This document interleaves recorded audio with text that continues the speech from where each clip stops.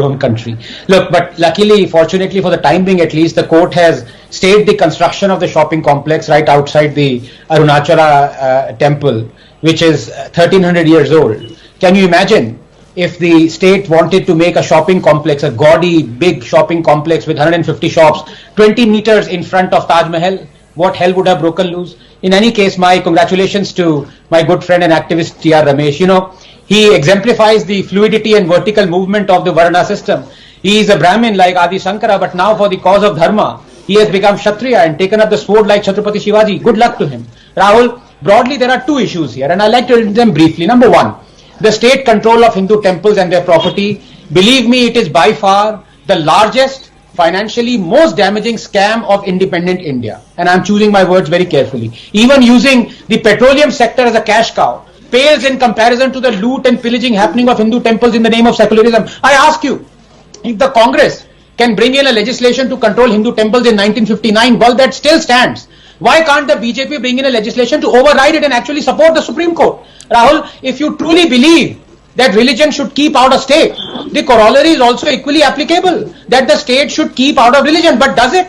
Secularism is total separation of religion and state, total. Our state declares itself to be secular but is shamelessly not so, controlling as it does Hindu places of worship. Governments of just 10 states control more than 110,000 temples. Tamil Nadu Temple Trusts own 478,000 acres of land. Tamil Nadu government alone controls 36,425 temples and 54 mosques. Billions in revenue. Is this secularism? Besides, these are the very people who until last month wanted to eradicate Sanatan Dharma. They are leeching money off it. Rahul, a Hindu temple, its income, its educational institutions are controlled by and interfered by the government. But those of a mosque or a church are not. Why? Only in India can you step aside and watch as the state appoints non-Hindus on boards that control Hindu temples. Only here will we remain silent as Hindu idols are stolen, temple property auctioned, a whole temple-driven ecosystem and way of life dismantles. Believe me, assault on temples has turned into an assault on Hinduism itself. Now, very briefly, point number two, because it's very connected.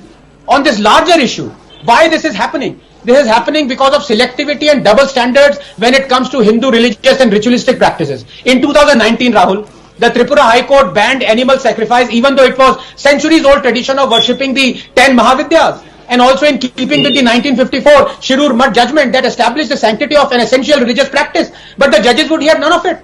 In 2014, Himachal Pradesh High Court banned the 600-year-old tradition of animal sacrifice during the Kullu Dasara. The question to be asked is, why should only the Hindu be prevented from conducting rituals? If the state is against animal sacrifice, and laudably so, then shouldn't be against all animal sacrifices conducted in the name of religion. But is that the case? Do the judges have the guts to ban halal, the ritual slaughter, wherein the incision must be deep, that it cuts the carotid, artery and the trachea, the blood must be drained completely, this while the animal is still alive? Is that not animal cruelty? That the judges would hear none of it? The head of the animal must be aligned to the Kaaba, and it is essential that Bismillah Rahman Rahim be uttered. Furthermore, only a Muslim can perform the slaughter. So according to the judges, this is not a ritual. Now the human pyramid height during Janmashtami has been capped to 20 feet. Anything above would apparently inflict harm to humans, said the judge. I want to ask him, during Muharram, thousands of Muslims openly inflict serious bodily harm to themselves and to others with whips laced with steel claws that stab deep into the devotee's flesh. Is that not inflicting harm? But do our milords have the guts to ban this ritual during Muharram? It is the same with banning crackers during Diwali, but allowing millions of tons of stubble to be burned during the same month, or millions of trees to be cut during Christmas, or allowing fireworks during New Year celebrations, because apparently only Diwali is increasing the carbon footprint and controlling the pollution. Rest are purifying the air. Rahul, 10 seconds. We are 8th class citizens. Accept it. Accept it.